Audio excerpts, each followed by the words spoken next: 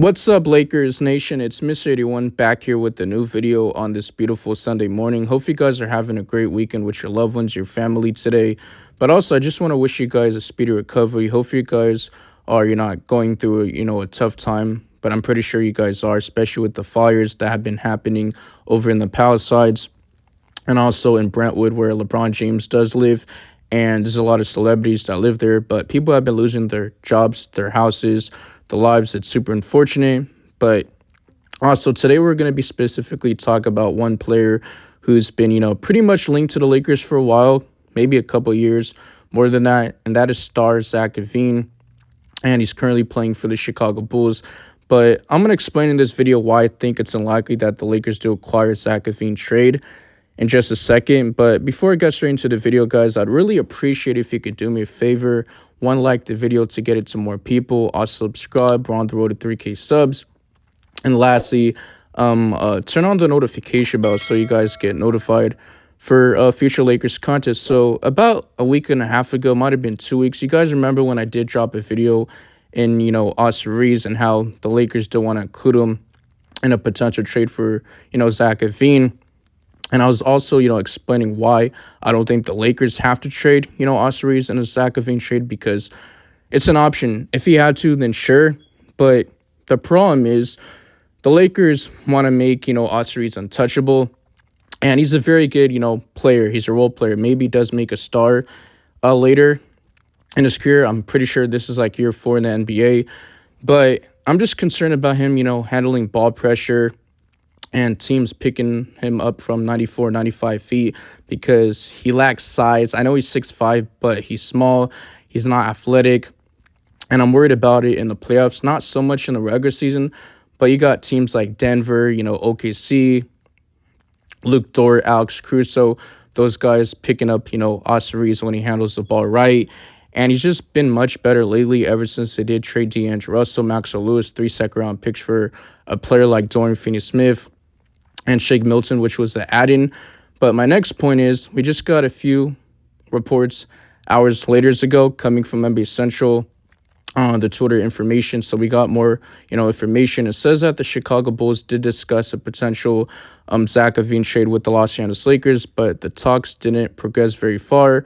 According to Joe Kelly of Hoops, the Chicago Sun-Times. And I'm going to be honest, Dorian Finney-Smith is starting to, understand his role, his playbook. He's being more comfortable hitting his shot, his open threes, playing some solid defense. And I know there's some, DeAndre Russell stands saying, oh, we should have never traded him. Oh, he's way better than Dorian Finney-Smith. Like, I feel like Dorian Finney-Smith shows, certain things in the box seat that you wouldn't see. DeAndre Russell just wasn't the best fit and what the Lakers wanted to do in terms of trying to win an NBA championship. He just was a defensive liability. He was a cone. I didn't look like he wanted to be a Laker, coming into the offseason, just the body language and stuff like that. But shout out to D'Lo, right? You did go to the Brooklyn Nets, and, the Lakers, it's working out for them. I know they didn't play the last 2 games due to, the fire being postponed, the Spurs and the Charlotte Hornets. But Shake Milton, he needs to get more minutes. And I'm pretty sure, the last game the Lakers did play, J.J. Redick didn't play him. But there needs to be a change into the starting lineup. Dorian Finney-Smith should be taking Roy Hachimore's place. Roy Hachimore is just a cone defensively. He's not athletic. He can't switch out on the perimeter. He's not mobile enough. And he's not the greatest rebounder, right? And Dorian Finney-Smith should be in the starting lineup alongside LeBron James, Austin Reeves, Anthony Davis, and Max Christie. That's just my personal opinion until the Lakers, make a trade right. But you see, Shake Milton, playmaking, he's more of like a combo scoring guard. He has upside, I'm pretty sure. He's versatile. And his wingspan's like 7 feet, something like that. Correct me if I'm wrong.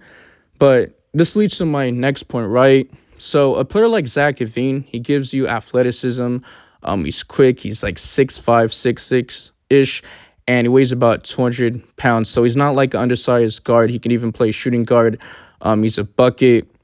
And if he has the off night, he can probably, drop 15 points. He could blow by his defender. He could shoot over the top. So he's a 3-level scorer. And people say, oh, he's not this great defender. But if you actually do simple Google search and look it up, his defense ratings either league average or above. So when he's locked in and engaged and committed on defense, he's not actually bad, right? So just do research. I know people create narratives and say, oh, he's injury prone.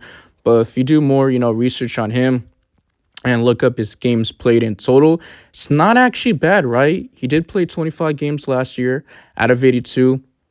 And mind you, he was supposed to come back the remainder of the season, but because of those, Detroit Pistons rumors, he didn't want to go to Detroit, him being linked to them. He was like, you know what? I'm going to have to get surgery, bro. So, the Chicago Bulls were like, what? You have to get surgery, Zach LaVine? So that was, actually insane.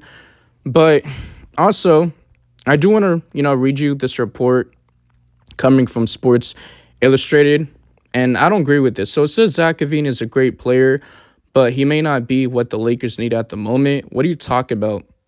A scoring guard, a third option alongside LeBron James, Anthony Davis. But let's continue on. It says, while the Lakers need to upgrade at the guard position, which I do agree, they need someone who can preferably provide a punch on both sides of the ball off the bench. I do understand we need scoring off the bench, but to say preferably be both sides of the ball, like I said, do Google search, and it shows you he could play both sides on the ball, especially when he's locked and engaged, right? But speaking of, Zach LaVine, he dropped 36 points. He hit 6 threes made last month against, the Boston Celtics, reigning champions on the road. And it was on December 19th. That is actually crazy, dropping 36 points. But he's 29 years of age. He's still young. He's in his prime. This is like his 11th season. He understands the expectation in LA. And he just has that, mentality, right? He's played college ball at UCLA, right? But in the last 9 games, he's averaged, 27.1 points per game, 5 rebounds, 5.1 assists, 0.9 steals, while shooting damn near 54% from the field and 47.4% from 3 and 34.2 minutes a night.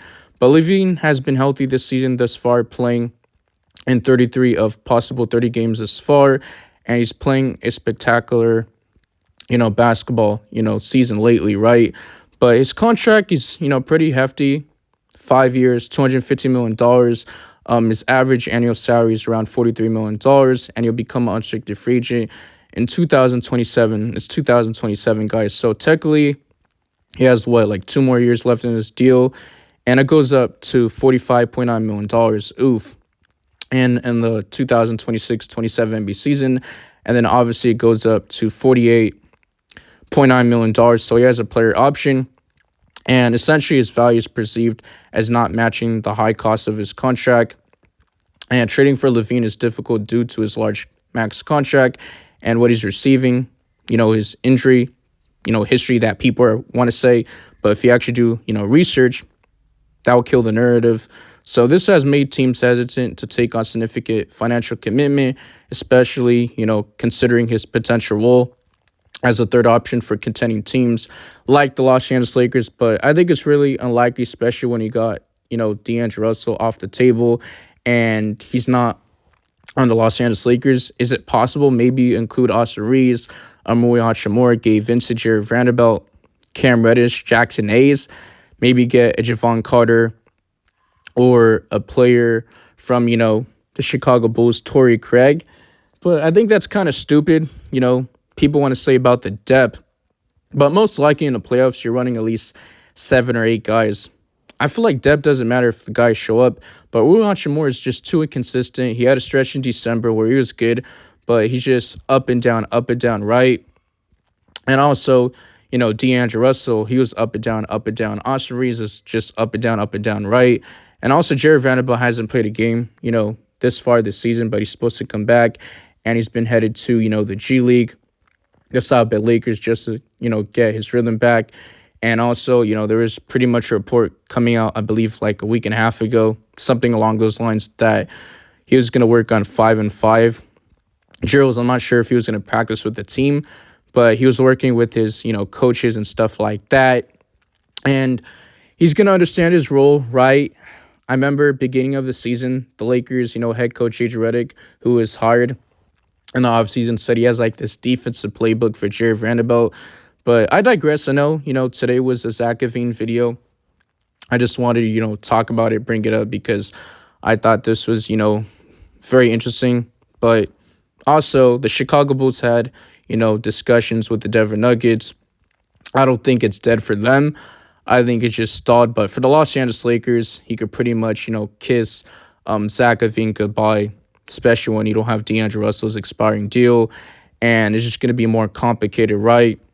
But the Chicago Bulls just want to get off his contract.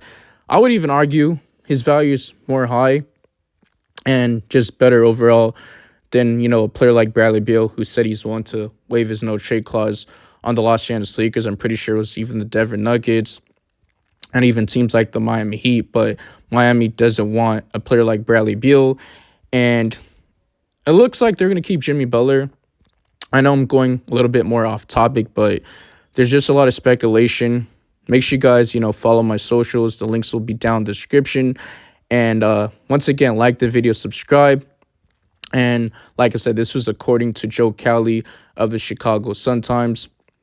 And yeah, man, I really don't have too much to say. I feel like I've been, repeating myself. It's been a while since I did talk about Zach LaVine. I can't even remember the last time I talked about him or made a video on him, but it's been on this channel. But yeah. And one last thing I got to say, the Los Angeles Lakers do remain one of the few teams that will most likely make a trade or two as the 2025 NBA trade deadline approaches. So they're not, finished making moves. Let me know in the comment section. Once again, how do you guys feel about this report? Do you guys like it? And yeah,